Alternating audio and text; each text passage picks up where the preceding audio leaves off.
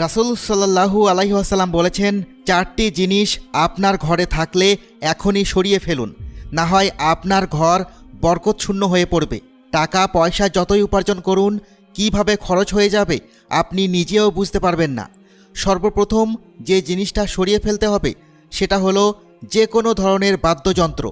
রাসূল সাল্লাল্লাহু আলাইহি ওয়াসাল্লাম বলেছেন, যেই ঘরে বাদ্যযন্ত্র থাকবে সেখানে রহমতের ফেরেশতা আসবে না। দ্বিতীয় যে জিনিসটি হলো সেটা হচ্ছে ঘণ্টা। বন্ধুরা, যে কোনো ধরনের ঘণ্টা যদি আপনার ঘরে থাকে তাহলে সেই ঘরে রহমতের ফেরেশতা আসবে না। তৃতীয় যে জিনিসটা হলো সেটা হচ্ছে যে কোনো ধরনের ছবি, ঘরের দেওয়াল হোক অথবা শোকেস হোক, ঘরে কোনো প্রাণীর বা মানুষের ছবি রাখা যাবে না। চতুর্থ যে জিনিসটা হলো সেটা হচ্ছে টয়লেট থেকে বের হয়ে দরজা আটকে রাখবেন, কোনোভাবেই দরজা খোলা রাখবেন না।